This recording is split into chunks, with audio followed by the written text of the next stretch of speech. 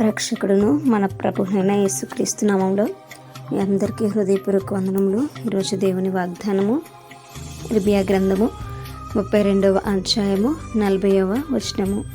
నేను వారికి మేలు చేయుట మానకుండునట్లు నిత్యమైన నిబంధనను వారితో చేయుచున్నాను.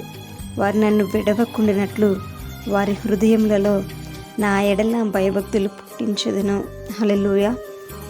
మరి ఇక్కడ కనుక మనం చూసినట్లయితే మరి దేవుడు ఇజ్రాయేలు వారికి మేలు చేయడానికైనా ఇష్టపడుతున్నటువంటి దేవుడుగా మనకి కనిపిస్తున్నాడు.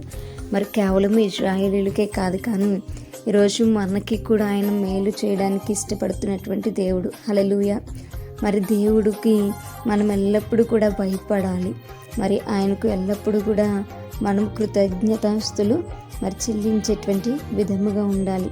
మరి కాబట్టి దేవుడే మనకు మన హృదయాల్లో ఆయన పట్ల భయభక్తులను ఆయనే మనకి కలుగ చేసేటువంటి వాహనిగా ఆయన ఉన్నారు.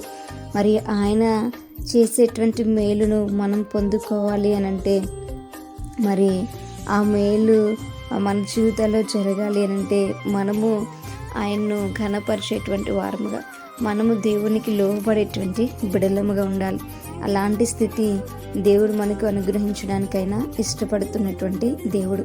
మరి ఆయన చేసినటువంటి నిబంధన ఏదైతే ఉందో ఆ నిబంధన మన మధ్య నెరవేర్చబడాలి అని అంటే, మరి మనము హృదయపూర్వకంగా ఆయనకు లోబడి జీవించాలి. ఆయన యొక్క నిబంధన శాశ్వతమైనటువంటి నిబంధన, ఆయన యొక్క నిబంధన నిశ్చయమైనటువంటి నిబంధన.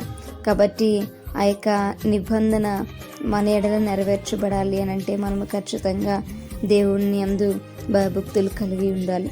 మరి అలాంటి భయభక్తులు కలిగి ఉన్నప్పుడు మరి దేవుడు మనకు చేస్తాననేటువంటి మేలు ఏదైతే ఉన్నదో ఆ మేలు ఖచ్చితంగా ఆయన నెరవేర్చడానికి ఇష్టపడుతున్నటువంటి దేవుడు.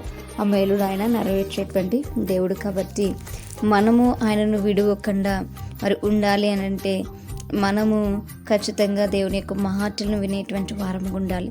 దేవుడు మనల్ని విడవకుండా ఉండాలి అంటే మనము ఆయన యందు భయభక్తులు నిలిపి ఆయన స్తుతించి కనపరిచేటువంటి వారముగా ఉండాలి. ఆయన మనల్ని విడిచిపెట్టడానికి ఎప్పుడు కూడా ఇష్టపడేటువంటి దేవుడు కాదు. మనము కూడా ఆయన్ని విడిచిపెట్టడానికి ఎప్పుడు ఇష్టపడేటువంటి వారముగా ఉండకూడదు అనేటువంటి సత్యాన్ని మరి దేవుని వాక్య భాగం తెలియజేస్తుంది. కనుక మనం ఎల్లప్పుడూ దేవుని పైన ఆధారపడదాం, దేవుని యందు భయభక్తులు కలిగి ఉందాం, పూర్ణ మనసుతో ఆయన ఆరాధించుదాం, ఆయన ఇచ్చేటువంటి మేలును పొందుకుందాం. అటువంటి కృప దేవుడు మనందరికీ కూడా అనుగ్రహించునుగాక. మనం ప్రార్థించుకుందాం.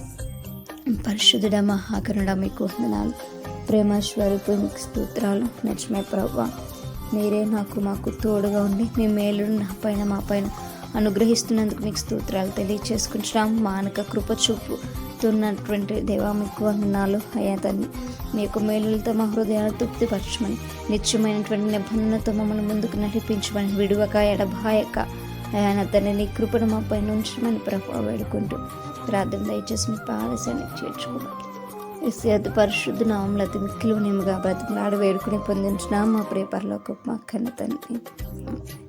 Praise the Lord everyone. May God bless you all.